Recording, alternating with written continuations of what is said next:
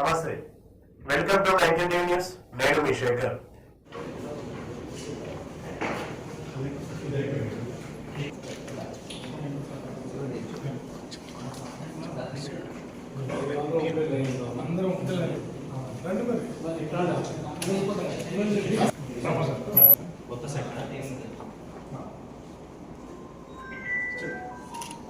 ఓకేనా?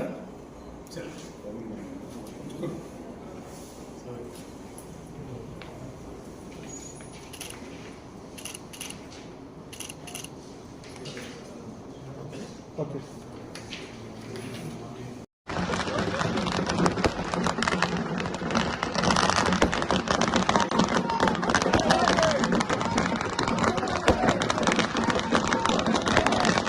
అందరికీ నమస్కారం. రేపు 13వ తేదీ జరగబోయే సార్వత్రిక ఎన్నికల సందర్భంగా పార్లమెంట్ అభ్యర్థిగా కాంగ్రెస్ పార్టీ తరఫున మల్లురావి గారిని ప్రకటించిన తర్వాత దాదాపు 15 రోజులుగా జరుగుతున్నటువంటి ప్రచార సరళి 7 నియోజకవర్గాల్లో బ్రహ్మాండమైనటువంటి ప్రజల మద్దతుతో 120 రోజుల శుభగడియలు చూసుకుని మా గౌరవ మంత్రి గారు, ఈ పార్లమెంటు ఎన్నికల ఇన్ఛార్జిగా ఉన్నటువంటి జూపల్లి కృష్ణారావు గారి నేతృత్వంలో 5 మంది శాసనసభ్యులు, ఇతర ఇన్ఛార్జీలు అందరం కూడా కలిసి శుభమా అని కాంగ్రెస్ పార్టీ అభ్యర్థిగా మల్లురావి గారి నామినేషన్ దాఖలు చేయడం జరిగింది. ఇప్పటికే జరిగిన ప్రచారం కానీ, క్షేత్రస్థాయి నుంచి వస్తున్నటువంటి స్పందన కానీ, అది మా కార్యకర్తల్లో కానీ, వివిధ సామాజిక వర్గాల నుంచి కాంగ్రెస్ పార్టీకి వస్తున్నటువంటి మద్దతును కానీ చూస్తే మల్లురావి గారి ఎన్నిక, మల్లురావి గారి గెలుపు అన్నది స్పష్టమైపోయింది, సుస్పష్టము. కానీ 7 నియోజకవర్గాల్లో కాంగ్రెస్ పార్టీ మరియు ఈ పార్లమెంటు పరిధిలోకి వచ్చే ఇక్కడి ఓటర్ అయినటువంటి గౌరవ ముఖ్యమంత్రి గారి నాయకత్వాన్ని బలపరచడం కోసం, కాంగ్రెస్ పార్టీ యొక్క ప్రతిష్టను తెలంగాణ రాష్ట్రం నుంచి కేంద్రానికి పెంచడం కోసం ఇంకా కూడా విఘ్నీకృత ఉత్సాహంతో పనిచేయాల్సినటువంటి అవసరం ఉంది.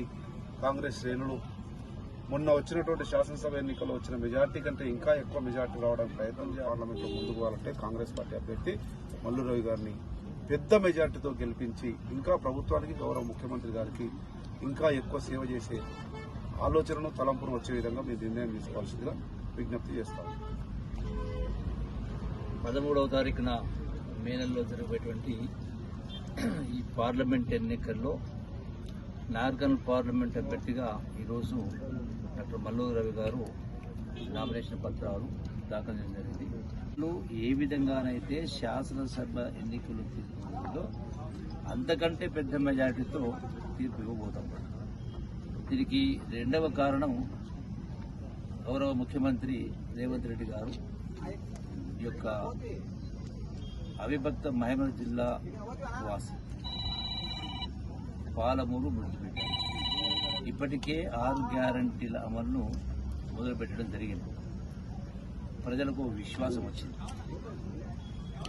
రెండవ కారణం, ఇంకో కారణం ఏంటంటే, ప్రధాన కారణం కూడా ఏ పార్లమెంటులో తెలంగాణ రాష్ట్ర బిల్లును ప్రవేశపెట్టి ఎన్ని ఇబ్బందులున్నా తెలంగాణ ఇస్తే ఆంధ్రాలో కాంగ్రెస్ పార్టీ పతనమైతే తెలిసి కూడా పెద్ద మనసుతో సోనియా గాంధీ గారు కాంగ్రెస్ పార్టీ తెలంగాణ రాష్ట్రంలో ఎట్లయితే రాష్ట్ర ఎన్నికల్లో కాంగ్రెస్ పార్టీ సోనియా గాంధీ రుణం తీసుకోవాలంటే ఓటు వేయడం జరిగిందో, అలాగే ఈ పార్లమెంట్ ఎన్నికల్లో కూడా కాంగ్రెస్ పార్టీ ఓటేసి మల్లురావి గారికి వీటితో పాటు రాష్ట్రం ఎంపీలందరూ ఓటేసి మరొకసారి కాంగ్రెస్ పార్టీ సోనియా గాంధీ రుణం తీసుకుంటూ ఏ పార్లమెంటులో కాంగ్రెస్ బిల్లు ప్రవేశపెట్టిందో అదే పార్లమెంట్లో రాహుల్ గాంధీ గారిని ప్రధానమంత్రి చేసి రుణం తీసుకోవాలన్నటువంటి ఆలోచన ప్రజలు. నిన్ననే హరీష్ రావు మాట మాట్లాడి రాజీనామా చేస్తావా రేవంత్ రెడ్డి అనే పద్ధతిలో మాట్లాడడం జరిగింది. ఇది 15 ఆగస్టు లోపల రైతు రుణమాఫీ చేయబోతుంది జరిగింది. మేము 100% 15 ఆగస్టు లోపల రైతు రుణమాఫీ చేస్తాం.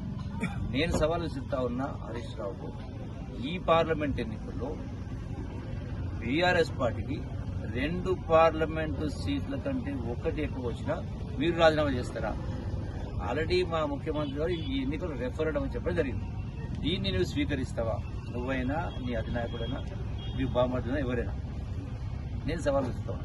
సో డెఫినెట్గా ఈ ఎన్నికల్లో మల్లు రవి గారు పెద్ద మేడతో గెలవబోతున్నారు.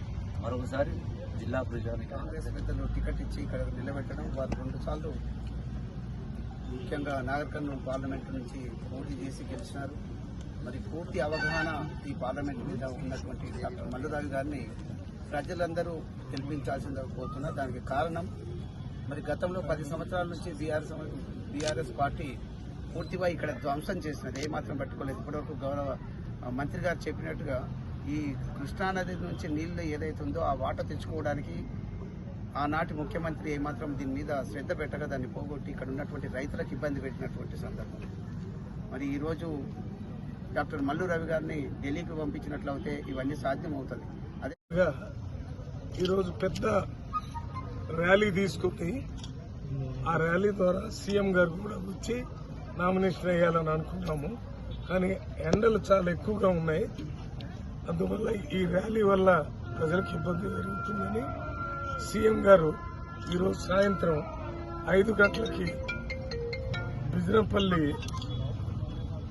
బిజినపల్లి దగ్గర వచ్చి ఈ నామినేషన్ సందర్భంగా ఒక పెద్ద భారీ బహిరంగ సభ ఏర్పాటు చేయడం జరిగింది. ఆ భారీ బహిరంగ సభలో వారు ఈరోజు ఈవినింగ్ వచ్చి వారు 100 రోజుల్లో చేసిన 6 గ్యారంటీలు 5 గ్యారంటీల గురించి ప్రజలందరూ భయంగా బ్రతుకుతున్నారు. కాబట్టి రేపు వచ్చేటటువంటి ఎన్నికల్లో 100% ఇండియా కూటమి గెలుస్తుంది. కాంగ్రెస్ పార్టీ మేజర్ పార్టీ, తక్కిన పార్టీలు కూడా కలిసి ఉన్నాయి. అందులో రాహుల్ గాంధీ గారు ఇండియా కూటమి గెలిచిన తర్వాత ప్రధానమంత్రిగా కావాలని ప్రజలందరూ కోరుకుంటున్నారు. ఎందుకంటే ఆయన భారత్ జోడో యాత్ర చేశాడు, భారత్ జోడో న్యాయయాత్ర కూడా చేశాడు. ఈ రకంగా ప్రజల్లో ఒక మార్పు, ఇది రక్తపాత రహిత విప్లవం, నిశ్శబ్ద విప్లవం ఇవాళ భారతదేశంలో రేపు ఎన్నికల ద్వారా రాబోతుంది. ఇవాళ ప్రతి వ్యక్తి చేతిలో ఉన్నటువంటి ఈ ఒక్కొక్క ఓటు ఒక్కొక్క రాంబాణం లాంటిది. రాంబాణానికి తిరుగులేదు, ఎదుటివాడిని చంపి మళ్ళీ తిరిగి వస్తుంది.